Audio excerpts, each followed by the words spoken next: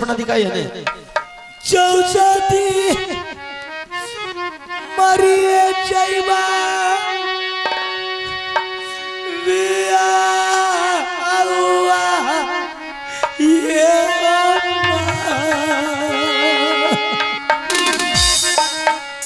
के यो तोरा देता समिए ये कच्चू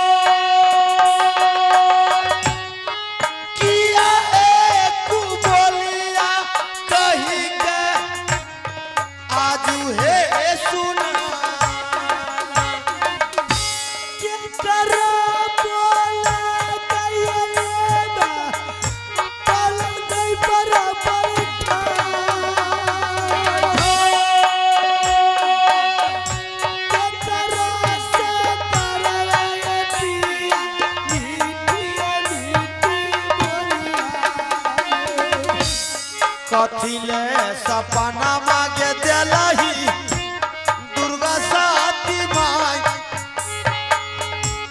कथिले सपना मागे दुर्गा दिलही रानी जी के ये तने ये तीन के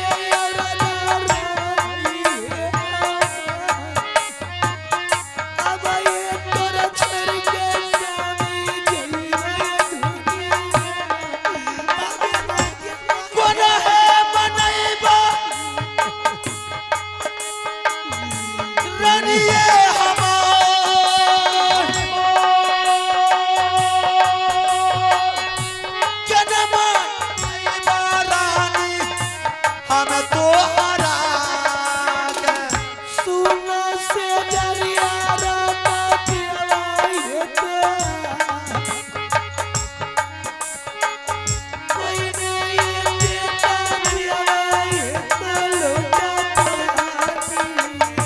बतिया न मानई रानी हमारा क्या जाए बतिया न मानई रानी आज तदारा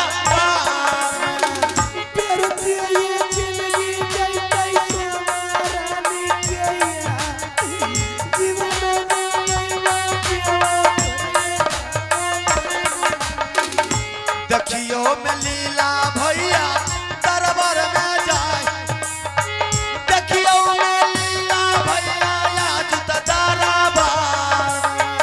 एक बेर साता करियो सुनिए हमार सारे कहानी तो अगर आज सत्य नहीं करते तो रानी मर जाएगी। अगर रानी मर जाएगी तो बेटा नादान है, बेटा का पालन पोषण करना मुझे आफत हो जाएगा और दुनिया के लोग मुझे ताना मारेंगे कि आज एक रानी सत्य के कारण अमरपति आला सिंह की पत्नी मर गई है, तो कल कोई मुझे बोलने के लिए नहीं देंगे। सर उठा करके जी रहे, कोई सर उठाने के लायक नहीं बचेंगे। सत्य की ही तो बात है, कोई बात नहीं है।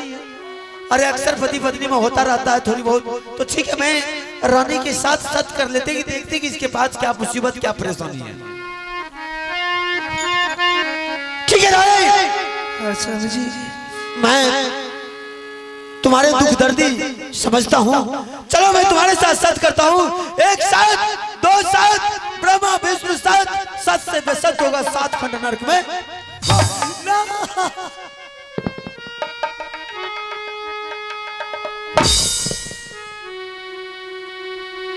अरे पगली, सत्य के नाम पर तो खुशी होनी चाहिए तुम्हें, और सर फटक कर कभी मर रही तो फिर सब सत्य करने से क्या फायदा होगा। अब तो तुम्हारी परेशानी दूर हो गई। बोल क्या बात है, मैं तुम्हारा सारा परेशानी दूर कर दूंगा। तुम बोल कर तो देख।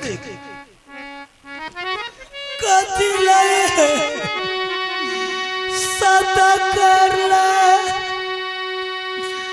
लगनिया के सामन मैया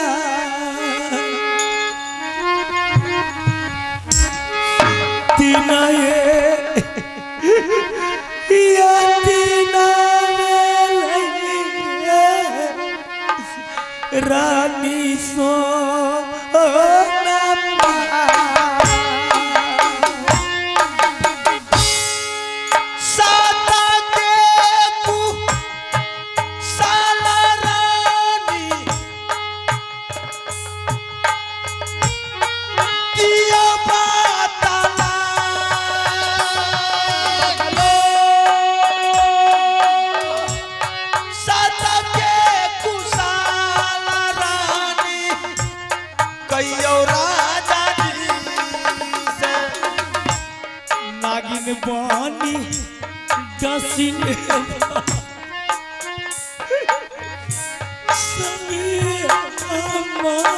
क्या उठपटांग की बात कर रही है?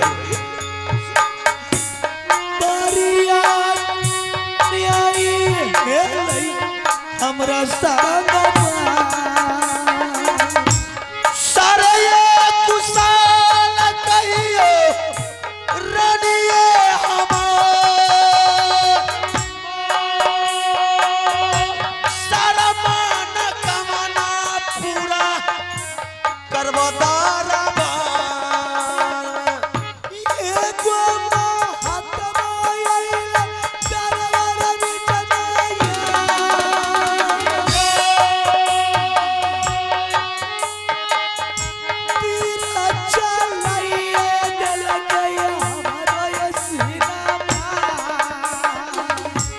छोड़ी दे झमेला रानी जोगिया के जाय जोगिया महात्मा के रानी है दारा क्या बात है? क्यों नहीं बोल रही है? कैसे बताऊंगी भाई? अरे तो पगली साथ करवाई, आप बोलने में क्या हिचकिचाने की बात है? खुल के बोल, जो कुछ भी बोल रहा है। एगो साधु महात्मा आए दरबार में, उसकी सेवा में कुछ कमी नहीं रखी मैं, और मैं उससे कहने लगी कि बाबा सबसे पहले आप भोजन कीजिए, और भोजन करने के बाद जब मेरी दरबार से आप जाने लगिएगा तो मैं आपको खुशनुमा के तौर पर इतना दक्षिणा दूंगी कि शायद आप ये दरबार छोड़कर किसी दरबार नहीं जाइएगा। साधु महात्मा से बोली थी? जी मैंने बोली। साधु महात्मा मेरे पास भी आया था। क्या आपके पास भी गया था? हाँ रानी, मेरे पास आया तो मैंने बोला जो महाराज अगर दान भोजन लेना है तो महल में जाकर के रानी से दान भोजन ले लीजिए। मेरे पास पहले आया था। वो साधु नहीं है। साधु नहीं है? यूं ही समझिए कि वो जमराज पहुंच गया यार। कैसी बात कर रही है? अरे पगली साधु महात्मा के ऊपर कीचड़ छिड़का रही, क्या बात है? मैंने शौक से उसे भोजन दी करने के लिए बैठ गया भोजन पर, एकाएक उठ के खड़े हो गया कि रानी अगर तू ये संत को भोजन कराने के लिए चाहती है तो सबसे पहले तू मेरे साथ सत्कर, तो तुम्हारे राज में भोजन करूंगा, ना तो तुम्हारे राज को शराफित करके चला जाऊंगा कि तुम्हारा मोदी राज का जितना संपत्ति है सब धन भन हो जाएगा। महात्मा बोला। महात्मा बोले, मैंने कही बाबा क्यों ऐसा शराब देते हैं आप? एक बार मुखार बिंद से बोलिए, आपको सोना चांदी हीरा जमार जो चाहिए मैं दे सकता। बिल्कुल बिल्कुल सही बात है। वो एक जगह से रिश्ता रह गया कि अगर कराती हो भोजन तो बोलो मेरे पास टाइम नहीं है, तुम जब तक सच नहीं करेगी तेरे राज में अंजल नहीं करूंगा। मजबूरी के हालात में मेरी जज्बात बिक गई, मजबूरी की फायदा वो जोगी महात्मा ने उठा लिया मुझसे सत करा के, और जैसे मैंने सत की वो महात्मा ने बोला कि ये भोजन मैं नहीं करूंगा, अगर भोजन कराने के लिए चाहती है तू अपने देवर की कोर कलेजे निकाल कर मुझे दे, तुम्हारी सत की पालन होगी, नहीं तो तुम्हारा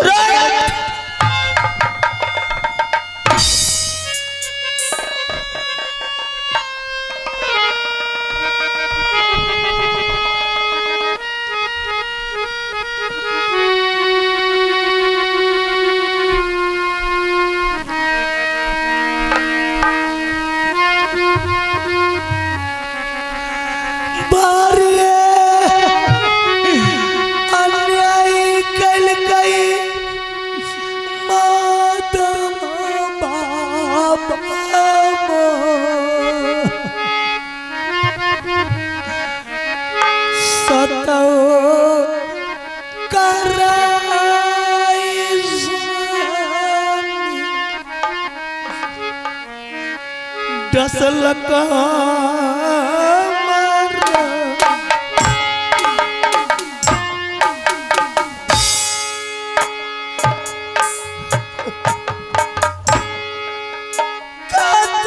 दिन के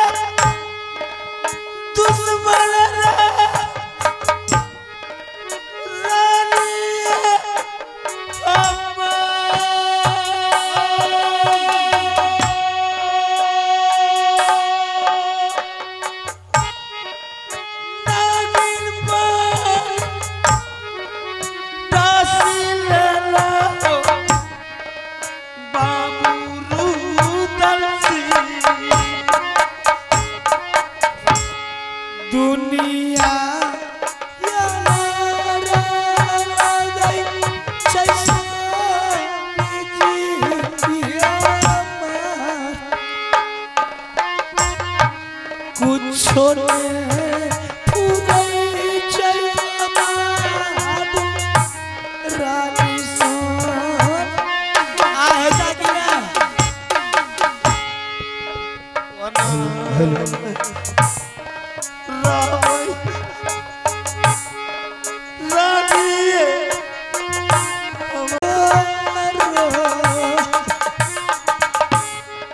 जागिया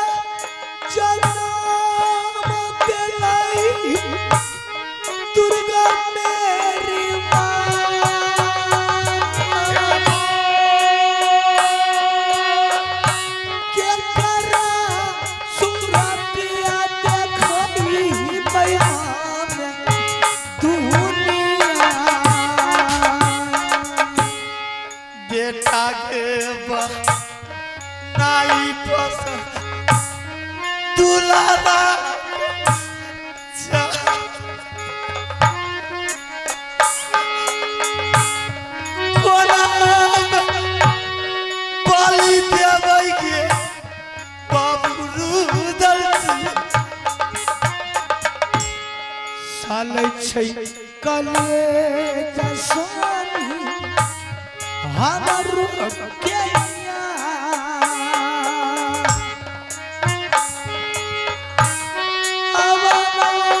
जिंदगी के भरोसा करियो हमरो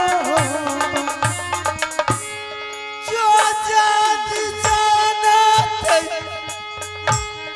दुनिया के लोग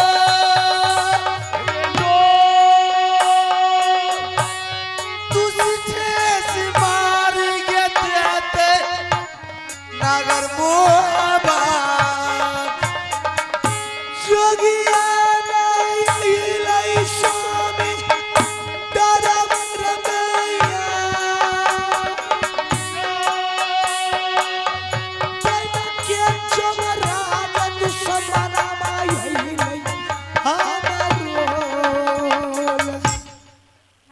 भाई तुम्हारा क्या बिगाड़ा? अरे कुलच्छनी तुम मेरा जान ले लेते, मैं हार्दिक दिल से तुम्हारे आगे अपना गर्दन दे दे। मैंने जोगी बाबा को कहते रहे कि सच मैंने किया आपके साथ, मेरी जान ले लीजिए बाबा, मेरी कोर कलेजी ले लीजिए, मैं देने के लिए तैयार हूँ। उससे नहीं आपको संतुष्ट है तो परमात्मा मुझे एक संतान दिया है कोख में, कहिए तो मैं अपने हाथों से अपने बच्चे की हत्या कर कर मैं आपको दे दूंगी, मेरे देवर की जान छोड़ दीजिए। मेरे हरा भरा घर को तुमने बर्बाद कर, हंसते खेलते परिवार को तुमने मातम छा दिया।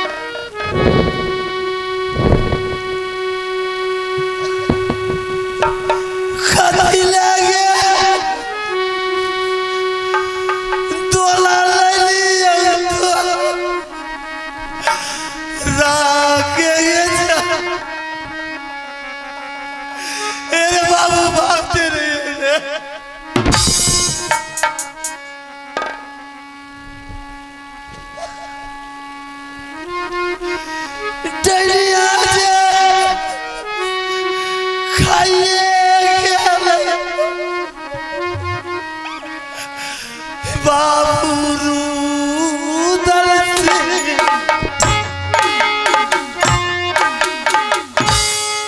कर्मा हो करहिता दुख दिल कैसर भागा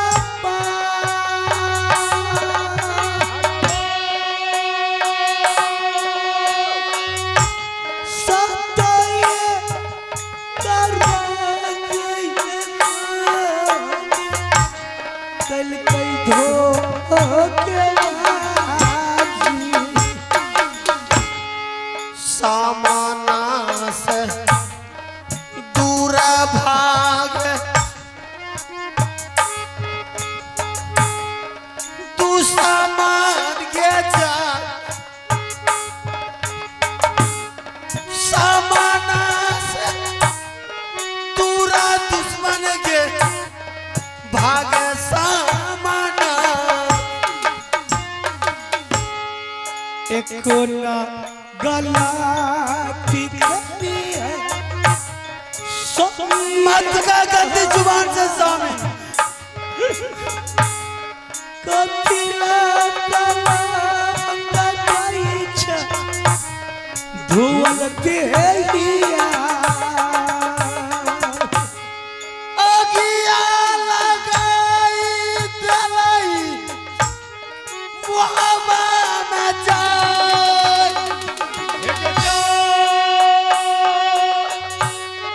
अगिया लगाई के तू सामान दिल मुहब्बा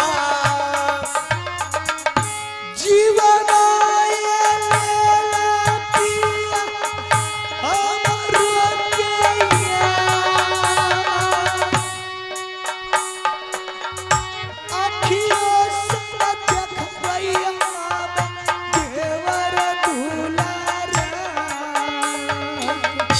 ठीक है तुम जा सकती हो, मैं तुम्हारे साथ सत्य हूँ, मैं तुझे बस पूरा करके देंगे, तुम जाओ यहाँ से। गोरा न्याय किया मेरे साथ। मेरे नजर से दूर हो जाओ उसमें ही तुम्हें भलाई है। कभी मेरी जुबान पर गंदी जुबान पर मतलब मेरे स्वामी का नाम तेरे लिए स्वामी मर चुका तू जा सकती है यहाँ से।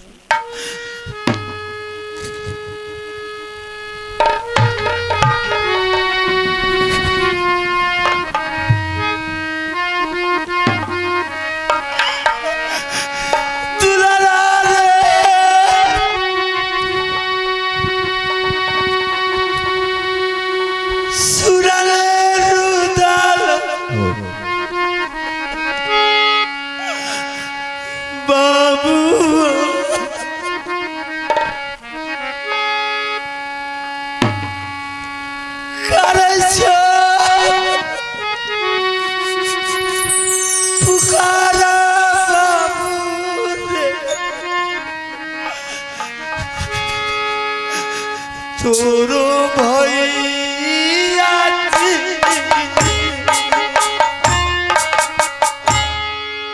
सुनिया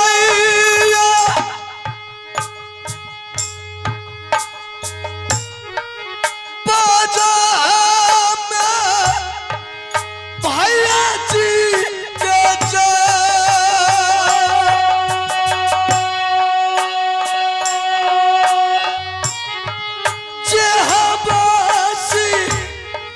घासल लागे भैया या हंसी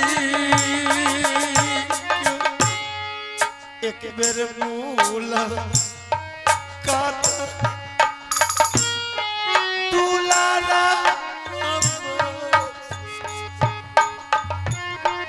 एक बेर मूला काटा सुगार पूरे भैया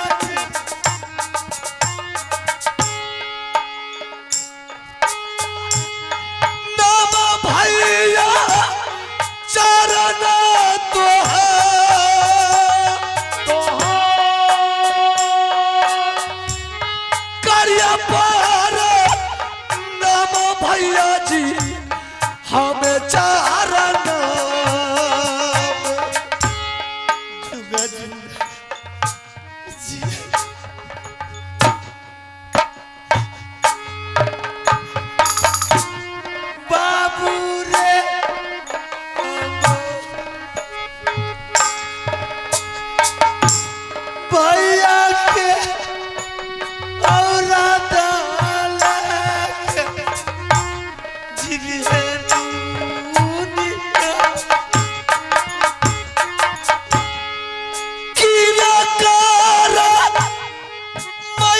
तो स्वामी ललकैया पता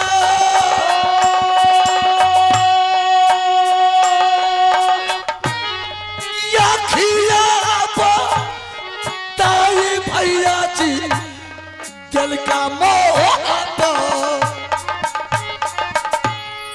नहीं कोई जो धार छतरी आकिया देखा नहीं कोई देसिया बगलनी नजर लगला किया हो रो बचा भैया दरबार में चरब फरना भाई साहब क्या बात है भाई साहब कि आज आंख में आंसू मैंने पहली बार देखा हूं। ऐसा कौन माई का लाल पैदा लिया है कि मेरे रहते हुए राज माँ बाप पर चढ़ाई किया या आपको धमकी दे करके गया। आपने बैठे बैठे दरबार में आंसू मारे। नहीं रुद्र सिंह, जिसके पास तुम्हारे जैसा भाई रहेगा भला बड़े भाई पर कोई आफत आ सकता। फिर ऐसा आवाज आंख में आंसू क्या बात है। भाभी सोना कुछ बोल करके बोली है तो फिर रुद्र सिंह जंगल से कब आया तुम, पहले वो बात बताओ। जंगल से थोड़ी देर पहले मैंने आया। क्यों आया? क्यों क्या बात है? ऐसा बात तो कभी नहीं बोलते थे कि क्यों आया।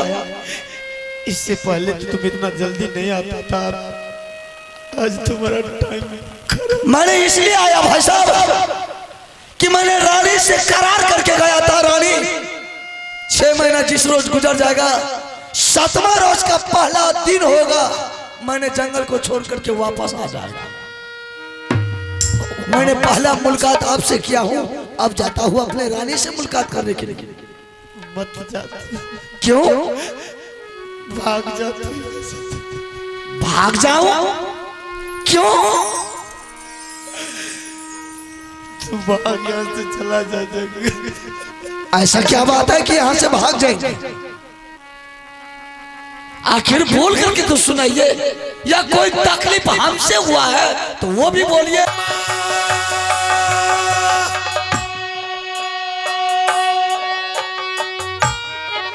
क्या हत्या करब बाबू दल दी है दार साना देवी दुलारा के जान रखिएगे पिता देवता भैया रूदल सिंह काता ना हो छतरी भाग गई भैया जी सजा कहता हो छतरी भाग बाबू रूदल सिंह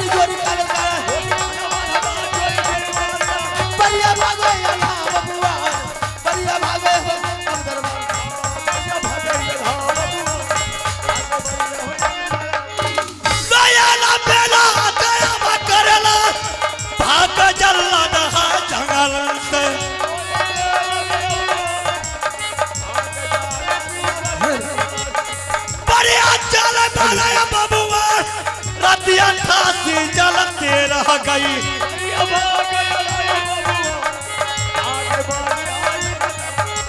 लोयल बेला का दरबार खड़े न बीते न बोल कुछ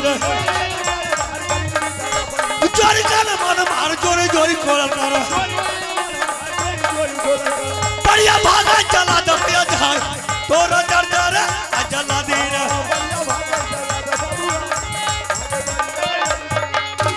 ना मारे चला लाए दोरो कार इंद्र हे या विलासा सरयोना विधानोर बीजा लेरती टक में गुरुगा भगले चलयोना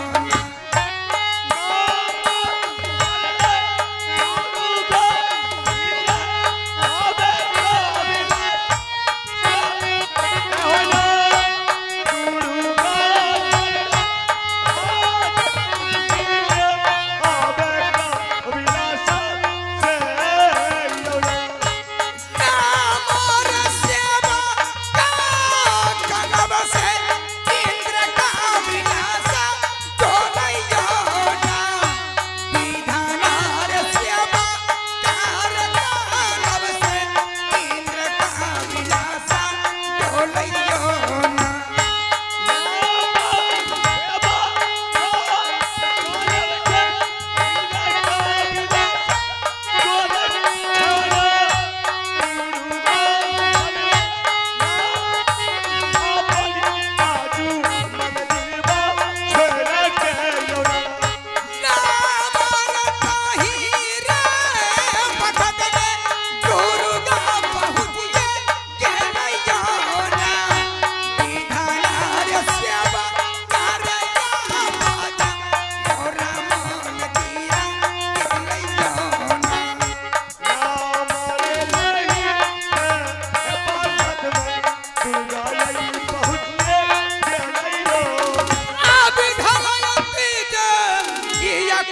परमतमा असे बाट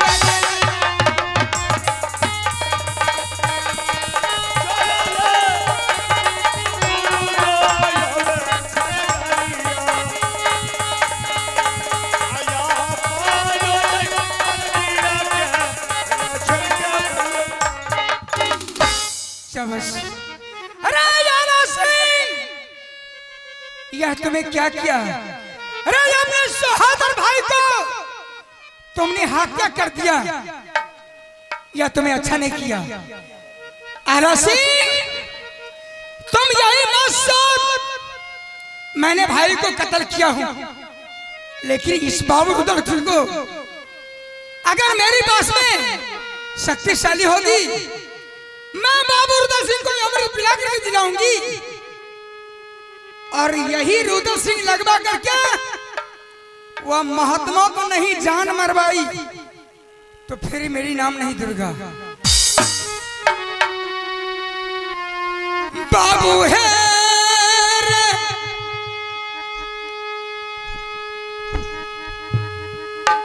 सुनो ले हेरे से बकर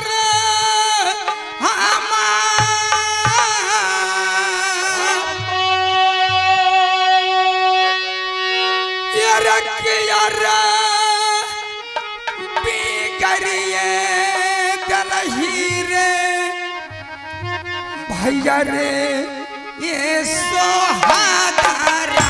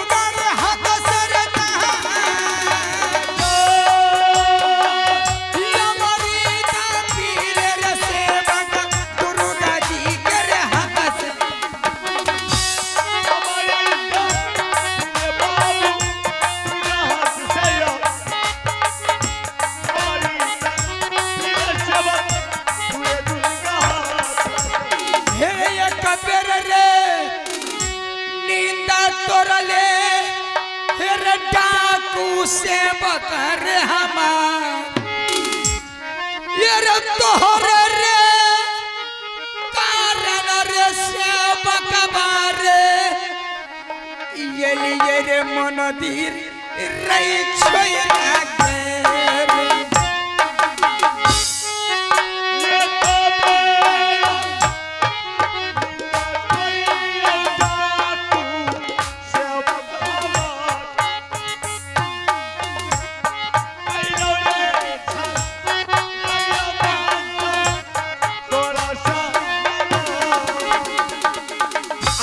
दुर्गा माई गई झुकी पारना मांगे देवी तोहरा के मैया चरण